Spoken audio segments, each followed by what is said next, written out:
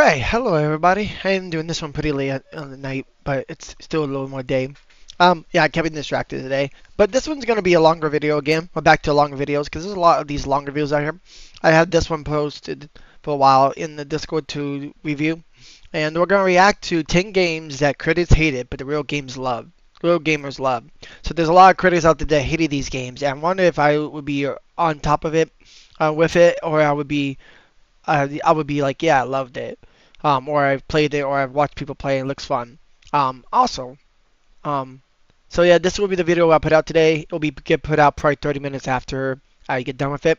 And then I will be putting one out tomorrow. I'll try to get on early. I think they'll all be longer too. I think the next few videos are gonna be a little longer. But I hope you enjoy it. Let's see what they got for us though.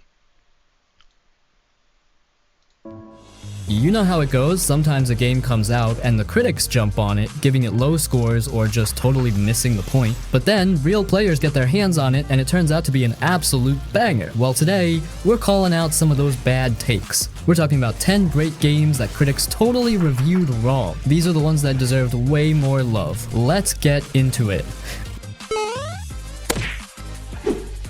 Days Gone. Brain ain't gonna change that. This one came out in 2019 for PlayStation 4 and then later rocked up on PC, and for sure it's one of those games that critics just kinda missed the point on initially. So, here's the deal. Days Gone drops you into this super gnarly post-apocalyptic Oregon. The world's been taken over by these things called freakers, which I feel like are this basically game, zombies but way worse in some ways. I feel like this game was real missed. Who's this gruff motorcycle characters, riding drifter, critics missed this one very much. Just lost pretty much everything that mattered to him. I feel like critics did mess up on this one because if you think about it, is that it is a great game. I own it. We started on stream. I will finish it in the future. It's one. Oh, that's another one I wrote down. It's coming out in the future, over in the fall, winter. We will stream it. But it's a really good game. Has some glitches to it, but it's a great game. It's not a zombie graded game, and the story is really good. Basically, the guy looking for his wife throughout the whole situation. Because the beginning of the game, basically, you have to go find your wife that you left behind on a helicopter long ago. To hopefully she be safe. I think she got bit or something. Maybe she did not. I remember. But it's a great game, and I want to see what the critics say about why they think it's hated the game, because they didn't get the story. Was the story not good enough? I feel like the story is really good. I like the concept of it, the open world. It's really a good ass game, and I can't wait to play more of it on stream. But I'm kind of curious why people didn't like it. He's trying to survive in this broken world, dealing with freakers, crazy human survivors, and just trying to find some kind of peace. Now, why did the critics get this one terribly wrong, you ask? Well, when it first launched, a lot of reviews were like, oh, it's kinda slow to start, or it's just another open world zombie game, or the story takes too long to get good. And yeah, okay, maybe it wasn't a roller coaster right out of the gate, but honestly, that's kind of the point. First off, the story and characters are way better than people gave it credit for. Deacon is this super complex dude who's just trying to survive and keep the memory of his wife alive. You really feel his pain, his anger, and his struggle, and his relationship with his biker buddy Boozer is just fantastic. It's a genuine bromance in a world gone to hell. The story isn't just about zombies, it's about grief, trust, and humanity trying to pick up the pieces. It's a slow burn for sure, but man, when it pays off, it really pays off. We don't have hope. Yeah, but it does pay off for sure. Absolute main reason this game is legendary is the freaker hordes. Dude, forget everything you know about zombies. These aren't just a few shambling corpses. These are literally hundreds, sometimes thousands of freakers swarming at you like a horrifying living tide. Seriously, seeing the horde chase you is one of the most terrifying and thrilling things you'll ever experience in a video game. Is. It's not just running away. You gotta use the environment, set traps, bottlenet them, and just try not to get totally overwhelmed. Nothing else feels quite like it, and mastering how to take down a horde, pure freaking satisfaction.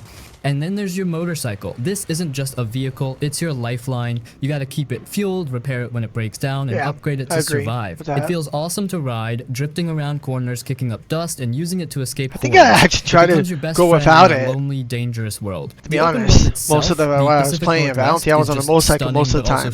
I just ran everywhere. Beautiful forests, I don't know, I just like going out for it. And abandoned it's just me though, but I think teeming with danger. Motorcycle Every is very survivor important camp though. feels like a precious safe haven, and just riding between them them scavenging for supplies is a tense adventure.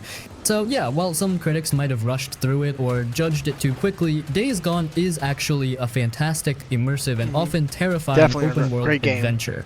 It's got heart, an amazing sense of survival, and those freaker hordes are an experience you just can't get anywhere else.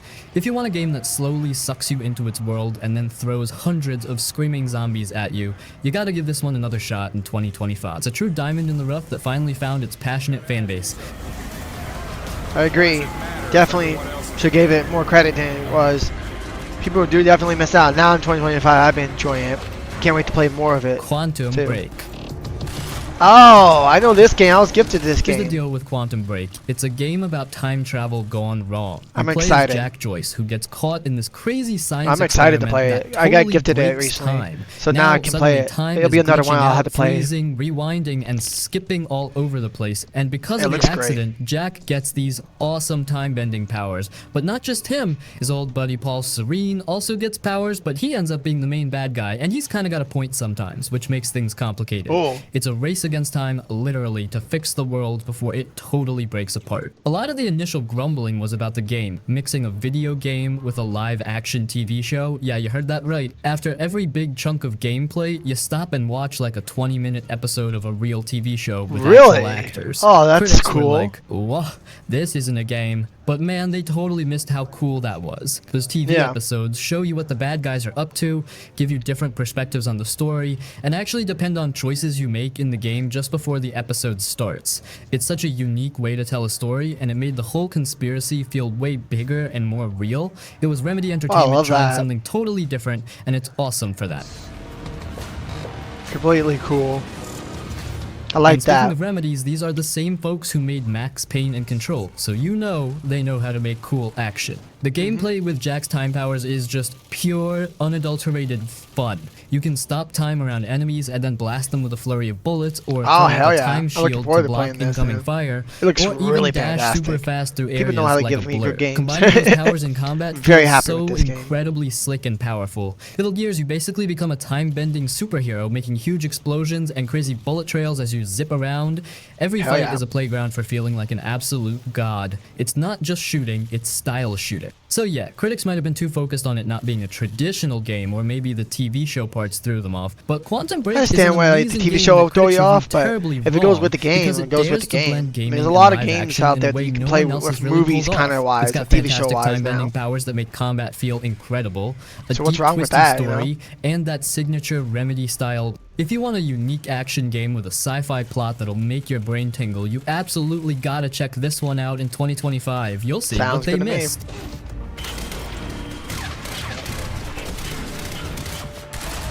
Also, I don't know where my pin went. Oh, my pin's right there. Let me write this down, because you know what? I'm going to try to play it this year. The Order 1886. Oh, I think I've heard of the Order 1886, but I never played it. Let's talk about a game that was absolutely gorgeous, but definitely got a raw deal. The Order 1886. This one dropped back in 2015, and it was actually a PlayStation 4 exclusive, which was a pretty big deal back then. Now, when the Order 1886 came out, a lot of critics kind of tore into it. The main complaints were usually, it's too short, or too many cutscenes, or it's super linear, or it's more like a movie than a game. And yeah, sure, if you went into it expecting a huge open-world shooter that lasts for 80 hours, you might have been disappointed. But honestly, I think a lot of critics just completely missed the point of what this game was trying to be, and it's a shame, because it's actually awesome if you look at it for what it is. Now, wait, before I talk about more about it, if the price tag for this game was a little lower when it launched, it would be really great, but hey, in this video, we are not talking about pricing, so I hope you understand that. First off, dude, the graphics and visuals were absolutely stunning when this game came out, and honestly, they still hold up today. It looked like a pre-rendered movie cutscene, but you were actually playing it. The character models, the lighting, the environments, everything was just gorgeous. You could zoom in on a character's face, and it looked like a real actor. It was a true showcase for what the PS4 could do at the time, and it still feels incredibly cinematic. It's like playing a super high-budget Hollywood blockbuster. Then there's the setting and atmosphere. This game is set in an alternate history Victorian London in 1886, right? But it's not just a normal London. It's got this super cool steampunk vibe mixed with some dark fantasy.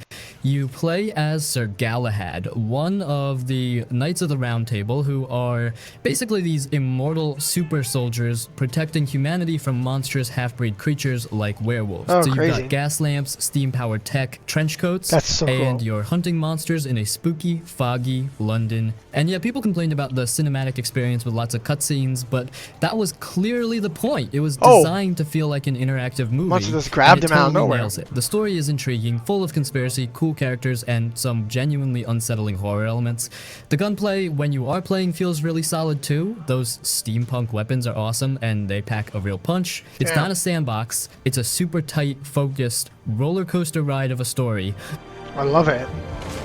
Definitely miss that. This looks like a cool one that I would really wish I had, but no need. I'll enjoy every bit of it, probably. By Son of Rome. Ah, yeah, I heard about this one.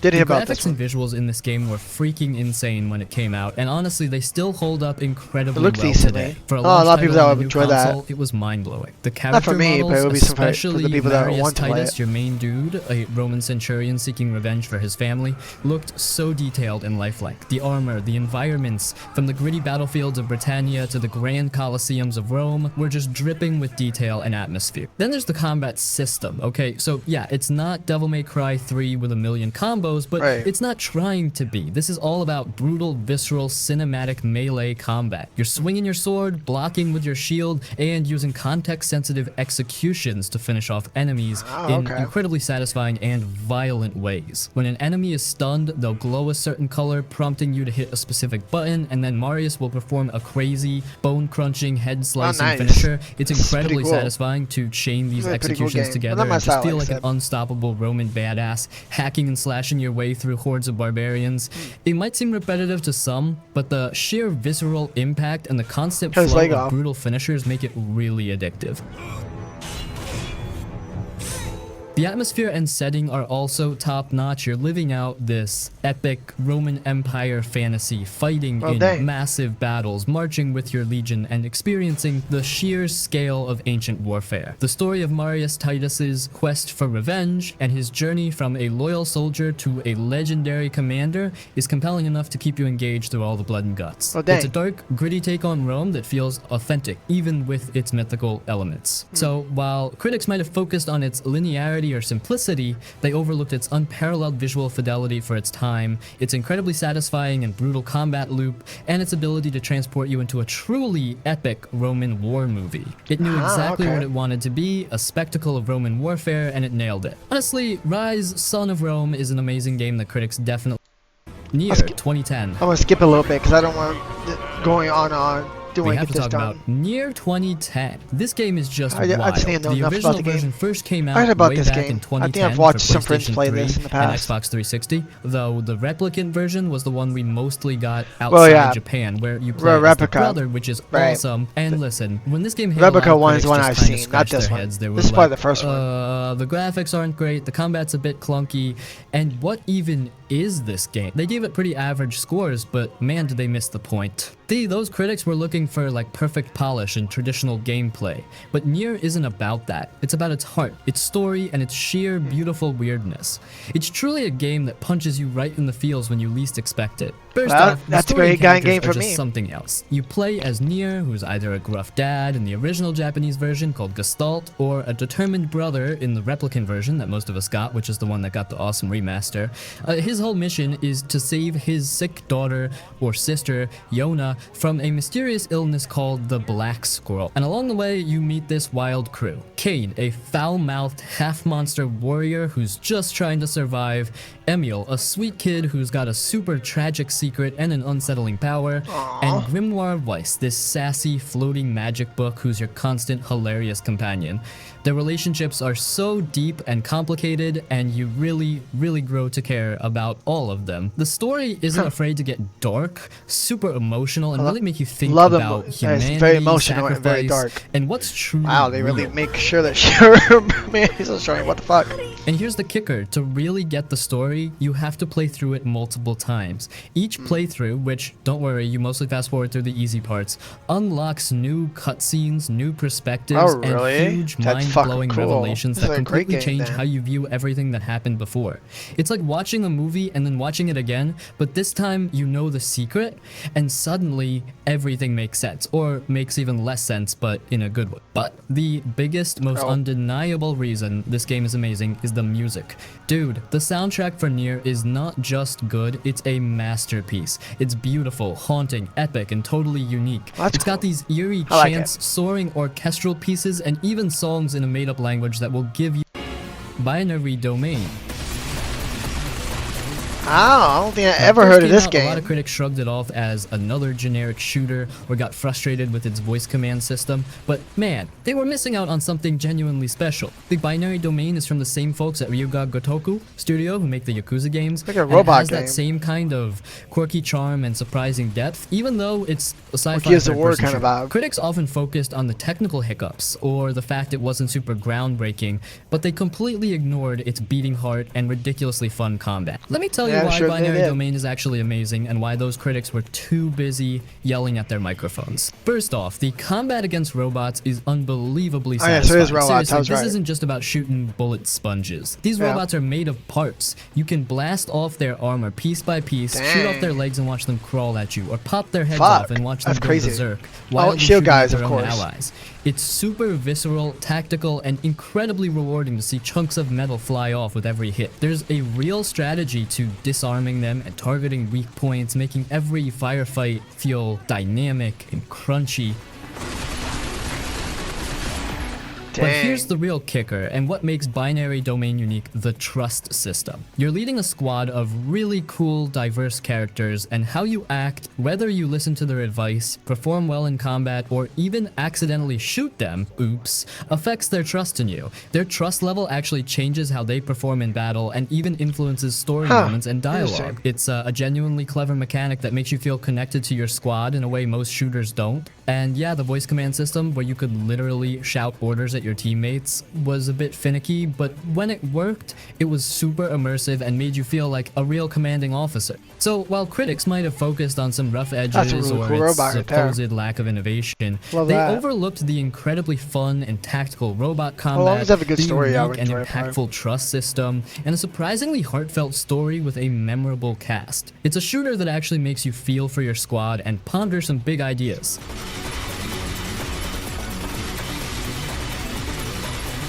The whole classic sound of a gun going boom, boom, boom. Love it. Love to see it. Mad Max. Oh yeah, Mad Max is great series. A I lot just of the never played it initial either. reviews said things Didn't know like people it's a didn't like bit it back then. repetitive, or the open world feels empty, or it's just another open world game. And yeah, on a surface level, some of those points might have a grain of sand to them, but they totally miss the roaring engine and brutal soul of this game. Forget lush forests or bustling cities, this game nails the feeling of a truly desolate, dangerous, and absolutely Mad Max world. See, it's Every dark. piece of See, I scrap, wanna be every dark drop of water, for the last every bit 50 of minutes. fuel feels incredibly important. The sandstorms are epic and Okay. terrifying, the sunsets are gorgeous over a barren landscape, and every ramshackle I remember when outpost this came feels out, like a I actually desperate do. fight for survival. You really feel like you're Eating just dog food? scraping What the by in fuck, a world bro? that Why wants you to eating kill dog you. food? But the absolute undisputed champion of this game is the vehicular combat. Oh man, the car fights. They are incredibly visceral and satisfying. You spend tons of time upgrading your ride, the magnum opus, turning it into the ultimate weapon on wheels. Damn. You're ramming into enemy cars, sideswiping That's them, really popping cool. tires Reminds with me your of Burnout. shotgun, sending dudes flying off their vehicles with your harpoon, and pulling off parts. It's fast, chaotic, and every collision feels impactful. No other game really captures the feeling of brutal, desperate car combat like this one does. So upgrading It's your just vehicle is pure, very important, it explosive sounds like. fun. And even though the on-foot combat might seem simple, it's kind of like the Arkham games where you counter and hit, it's still super impactful and violent, fitting the world perfectly. Plus, just navigating that huge desolate map, finding hidden treasures, and blowing up enemy camps is incredibly addictive. The progression feels great too, Looks like it as you could be. slowly turn Max from a beaten down loner into a true wasteland warrior. So while critics might have focused on some repetitive elements or compared it too closely to other open world games, they missed how perfectly it captured the soul of Mad Max. It delivered an unparalleled wasteland experience Mad centered Max around too? incredible Is combat this and based a off the constant, movie? I wonder if it gritty is or fight not. for Chat, survival. you can let me know in the comments afterwards. Let me know what you think about these games too, what we're looking at and watching, chat. Let me know what you think about them. Did you play them? I'd like to know. Kingdoms of Amalur: Reckoning. Maybe I heard of it. When it first came out, some Doesn't look critics that great. nitpicked it, saying Probably it won't be a had too game I much play. lore, generic quests, or felt too much like an MMO for a single-player game. And honestly, once fucking Reminds me again, I of, think they World of totally missed the Warcraft. point of what made it special. First off, the combat system is just fantastic. Seriously, it's easily one of the best parts. It's super fluid, fast-paced, and feels like a single-player action RPG that took the best bits of MMO combat and made it exhilarating. You're Got him in chaining the head together there. attacks, dodging, blocking, and using powerful abilities Yeah, in World this of awesome Warcraft ballet vibe. of destruction. Definitely. And when you unleash a fate shift finisher, I can oh see, man, time yeah, slows down. You it's just a World of Warcraft. obliterate enemies Which I love in World of this Warcraft. super Let's flashy, never over-the-top get way, into and a then game like bam, that. you get bonus XP. Again. It's incredibly satisfying and never gets old. But it looks like it's a good game. Sure. And then there's the class system. Spec Ops: The Line. Okay. Now, when That's Spec it. Ops: The Line I didn't first know they came out, made a lot of new critics Spec looked Ops. at it and thought, oh, it's just another third-person cover shooter like all the others. They focused on the gameplay mechanics, which were solid, but not Is this built off of groundbreaking, and the often missed original? the Because I have the absolute original gut punch Spec of the Ops games on story it was PS1 telling. right beside me. But they didn't really I have get all four how of much them. this game So I was guess they made playing an with updated them. version of So Spec here's why Ops? Spec Ops: The Line is actually amazing and why critics didn't give its true genius enough weight. First off, this game isn't trying to be a fun power fantasy. Oh no. It's a brutal psychological deconstruction of military shooters. You play as Captain Martin Walker, leading a small In the Delta desert, Force looks team like. into a sand-swept, destroyed Dubai to find a missing US Army unit. Ah, okay. What starts as a simple rescue mission quickly spirals into a horrifying nightmare. The game Damn. constantly challenges your ideas of heroism in war. You're forced to make impossible, awful choices, and there are no good options, just less bad ones. It makes you feel Great. I love incredibly making uncomfortable, good and bad guilty, and decisions in a game. complicit in the horrors that unfold. What's going on here? Survival, Captain.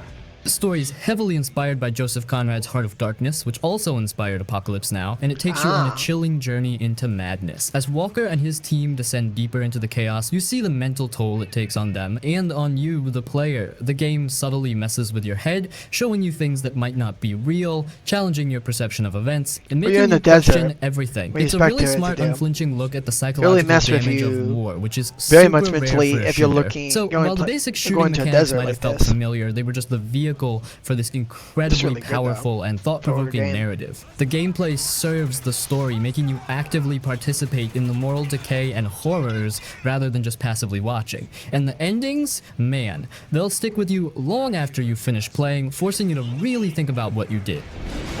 Oh damn. I love it though. Definitely critics didn't give this game a chance for sure. Looks really good. Dante's Inferno. I get that. I mean, I've Now, heard when nothing Dante's but Inferno good first things launched, about a lot Dante of Fall. I've critics never just played kinda it, never shrugged. have They it. called it a God of War But- clone because of its hack and slash style, that or they makes said it sense. was too gory or repetitive. And I can see yeah, the it takes vibe of God of inspiration War. from other games, Might be take but away honestly, from it. those critics totally missed the brutal, imaginative, I see the and vibe of surprisingly God cool of War being ride in this this game for takes sure. you on. And let me tell you why Dante's Inferno is actually amazing and why those critics were too busy comparing it to other games. First off, the setting is absolutely wild and unique. This game literally takes you on a journey through all 9 circles of hell, just like in the classic poem Dante Alighieri's The Inferno. You play as Dante, not the poet here, who's just come back from a brutal crusade to find his love, Beatrice, dragged to hell by Lucifer himself. So you're literally fighting your way through limbo, your lover lust, back. gluttony, greed, anger, heresy, violence, fraud, and treachery. Each circle is visually distinct and creatively grotesque, filled with insane demons, tortured souls, and epic scale bosses. so cool. It's a super bold But and it's dark definitely God of adaptation War of a classic, vibes. and it's I can see where we incredibly get that. imaginative. It's the same kind of thing as the game. The the combat is God of War totally games. satisfying. Yes, it's a hack So it could and be a slash, but ripoff, it feels almost, people weighty say. and I can see fun. where that could You've come got in. Dante's giant scythe, taken from death no less, for brutal melee attacks, and a holy cross for ranged magic attacks. What makes Nice. it cool is the punish or absolve system. When you defeat enemies, you can choose to either brutally punish them or mercifully absolve them. This choice actually changes how you Interesting. level up and unlocks different abilities, letting you customize your playstyle a bit. It's a neat twist that fits the game's themes. That's so cool. And the boss fights, oh man, they are huge, grotesque, and totally memorable. You're fighting giant demons representing the sins, and they're epic spectacles. The whole game just drips with this dark, intense atmosphere that really pulls you in. So Love while critics that. might have written it off as See why just people like like that this other game, game, though. they overlooked its incredibly nice. unique and imaginative journey through hell. Its satisfyingly brutal combat, and its bold adaptation of a classic poem, The Evil Within. Oh, why is this on the list? Because I think a lot of people like the first one, When it this came out, second critics one. were really split. Some praised its That's horror, weird. but I many own both others of dinged them. it for I've things beaten like them clunky millions of controls, times. technical issues like It's a great inconsistent game frame rates series. or Why the would people forced be letterbox criticizing black this one? bars, and sometimes feeling a bit old school in a way they didn't appreciate. They often focused on its imperfections rather than its raw, visceral strengths. But look, this game is a true return to brutal survival horror. It's directed by Shinji Mikami, the legendary creator of Resident Evil, and he was clearly going back to his roots. This isn't an action game where you mow down zombies. It's about desperate resource management, constant tension, and feeling utterly vulnerable. Every Exactly. bullet counts, every match to burn a corpse is precious, and every encounter with a monster is a terrifying gamble. It forces you to think, strategize, and sometimes just run like hell. Right. Definitely. There's a lot to it. Mentally, The it takes a atmosphere and toll on horror you are in the game. relentlessly disturbing. The Evil Within doesn't rely on cheap jump scares, though it has a few. Instead, it builds a constant, oppressive feeling of dread. The creature designs are grotesque and truly disturbing. The environments are nightmarish and constantly shifting. And the psychological horror gets under your skin. It's gory, Definitely. it's Agreed. unsettling, and it genuinely wants to make you uncomfortable. I And it 100% succeeds recommend you beautifully guys at get that. the series. Yeah, It's the really, controls really might good. feel a little stiff, or the combat a bit clunky compared to a modern action game, but for many players that actually adds to the feeling of vulnerability and survival. You're not a super soldier, you're just Detective Sebastian Castellanos, an ordinary guy caught in an extraordinary, horrifying nightmare. That intentional clunkiness makes every movement feel heavy, and every escape Yeah, put feel him on like a fire. genuine struggle for survival. I think we have 3 more or 2 more. Yeah, this game I definitely recommend. Don't have it. You can get on Steam, you can go on Epic, you can get on. I think Game Pass has both of them. Remember play it. me. When it I don't know first if hit I've the ever heard of scene, a this lot one. of critics were kind of mixed on it. They often Because it's mentioned it being PS3. too linear, or the combat being a bit repetitive, or even the story getting a little hard to follow. They looked at it with a critical eye, missing the truly innovative and stunning stuff it brought to the table. First off, the world building is absolutely gorgeous and super clever. The game is set in Neo Paris in 2084, a stunning cyberpunk alright. future where memories can be bought, sold, or even stolen. It's a visually spectacular city with incredible art direction, blending Looks old interesting. world architecture with high-tech neon Maybe and a fun futuristic game? gadgets. Just exploring it is a treat, and the concept of a society addicted to memory feels super relevant even today. But the real showstopper here, and what makes Remember Me truly unique, is the memory remixing system. You play as Neelan, an errorist, who can actually steal and remix people's memories. In certain key moments, you That get to seems literally jump into manipulative, someone's but memory also and fun at the same change time. tiny details in it to alter their perception really of cool. reality. It's like a puzzle where you rewind and fast forward, tweaking specific elements, like maybe making a safety harness snap or changing a sign to completely mess with the person's mind and make them believe something different. It's a brilliant, creative mechanic that feels genuinely fresh and plays a huge role in the story. The combat is also pretty neat. While it's a melee-focused system, it's not just button mashing. You get to build your own combo lab where you create and customize your attack chains. You can choose different press-ins, the actual moves that deal more damage, heal you, or reduce cooldowns for your special abilities. It lets you tailor your fighting style to your liking and makes battles feel pretty fluid and rhythmic once you get the hang of it. Oh, nice.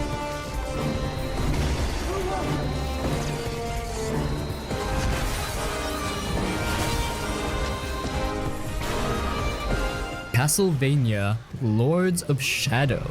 Of course, they're gonna It's okay. So it's The big another complaint was that Castlevania it felt game. too Oh, much so like isn't God there of just one, War, but that it two wasn't a Castlevania games people can play about. They must not like the Metroidvania, newer stuff. Castlevania That looks game. really good They anyway. pointed to its Hot, to be linearity honest. I and love quick this time look. events, basically saying it was derivative and not true to the series. But hey, I Oh ain't my gosh. saying. These games are perfect, They know but again, it's a that bit games unfair. go away from the the series, atmosphere right? and world You guys building do are understand that, absolutely right? breathtaking. Mercury Steam, with a little help from Hideo Kojima, It's crafted still a fun, though. truly epic dark fantasy world. You're Gabriel Belmont, a knight on a quest through a dying, monster-infested medieval Oh, okay. Europe. And every single environment, from ancient forests and ruined castles to frozen peaks and demon strongholds, looks stunning and feels incredibly oppressive. nice. The sense Looks of scale fun. is just immense, and the gothic art I direction got a is bunch some of of the the best free you'll see. And the Castlevania music, games man, it's a for phenomenal Epic, which I'll orchestral probably stream in the score future. that just There are a lot of elevates classic every ones. moment. Yeah, the There's 5 or combat 6 of system them, took man. inspiration We definitely have to from stream games those in like the God future. of War, but it executed it with its own unique flair. You wield the combat cross, a versatile whip that can be used for devastating combos,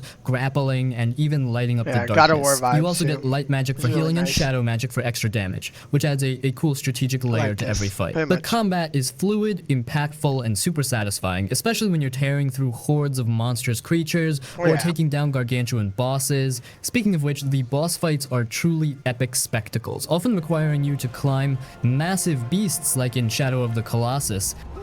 Still haven't played that game, but I heard my So friend while Autumn critics might have talk focused about it on a its lot on stream, inspirations and or it's the in the departure from Astrobot game. Castlevania's usual style, they excited to overlooked play a it now game that since I delivered an have epic PS5 scale, now. a truly captivating gothic atmosphere, incredibly satisfying combat, and a compelling emotional story Yeah, that I like what I brilliantly see. reimagined a beloved So franchise. this last one is. Flat Tire in the Desert, Sorry, I'm just. Alright, there we go. Rage 2. Oh yeah, the first Rage, maybe because Rage 2 is different. Now, when this bad boy first roared onto the I scene, love the critics Ra- were I've never kinda- played the Rage well, they were like a games. flat tire in the desert. But I've seen a lot both of of them them gave on it pretty Game mixed Pass to play. reviews, saying things like, "Oh, the open Might have world to try it in feels the future. empty," or "The I kinda story's was like pretty thin," back or and "It's forth just with another this generic because I didn't know if sandbox the Rage game games with would be any repetitive good, stuff but I to know do." that I heard good things. They looked at the big map full of That kinda icons and gives kind me of insight sighed, what this hoping one for looks something like. deeper or more Oh, that's groundbreaking weird. in its world design. And yeah, if you're comparing it to, say, a huge RPG with a bazillion lore books and intricate character choices, maybe those points stick. But here's where those Older critics looking game, completely, but looks totally, fun. absolutely missed the point of what Rage 2 was here for. They were looking for a fancy steak dinner when this game was serving up the most ridiculously fun, explosive, and unapologetically over-the-top junk food feast you could Gives me ever Borderland ask for. vibes, to be And I can't honest. stress this enough. The gunplay in this game is Reminds me of god tier. Borderland Seriously, a it's lot. one of the most satisfying first-person shooting experiences that you'll Borderland find. vibe for This is sure. where the geniuses at ID's software, the Doom folks, mixed special their powers special and sauce guns. with That's Avalanche nice. Studios, There's the plenty of Just games like Cause that, crew, too. open world chaos. Every single weapon, from your trusty assault rifle that feels perfectly punchy, to the devastating shotgun that sends enemies flying into chunky jibs, to the incredibly nice. fun grav dart launcher that lets you pin guys to walls and then launch them into each other. Every That's fucking single cool. weapon feels incredible. The sound design, the visual feedback, the sheer kinetic energy of each shot is just perfection. That's really cool though. I like that. But wait, there's more. You're not just a regular gun-toting hero. You've got these awesome nanotrite abilities that turn you into a superhero of destruction. Oh, nice. Imagine Force pushing a dude with shatter so hard he explodes against a wall, or leaping into the air and slamming down for a massive ground pound that sends enemies flying, or my personal favorite, using Vortex to create a mini black hole that sucks enemies in and then spits them out like confetti. And when things get really wild, you pop Overdrive mode, which supercharges your weapons, makes okay. you nearly invincible, and regenerates your health as you just cause even That's good more to know. glorious neon-colored I think we have to play those in explosions. Game Pass in Every the future. combat encounter turns into this kinda incredible, curious. fast-paced dance of See how death, 1 and 2 mixing differ, guns, and powers, see how and this pure really chaos. is. The vibe of My this game is vibe just of it. unmatched. Forget the drab, depressing post-apocalyptic worlds. Rage Like the 2 is a guns and vibrant, shit. punk rock, explosion-fueled fever dream. It's got bright neon signs, crazy mutant factions with mohawks and ridiculous mohawks, outfits, like I have. and explosions that light up My the shirt sky in right now, every because I color of the got rainbow. cut. It's loud, it's stylish, and it absolutely revels in its own Yeah, I like what I anarchic saw. aesthetic. It's like a Okay. Yeah, I'm very happy with this and good reaction thing. I think it's really cool. Hope you guys enjoyed the video. I agree with a lot of these, like some of these games. A lot of these games I haven't tried or I do them. I definitely recommend some of these games, especially the Evil Within games. These other ones I gotta look into, especially these Rage games that are on Game Pass. I need to look into about playing them offline. But I hope you enjoyed the video, and I'll have another one out tomorrow. Alright, bye.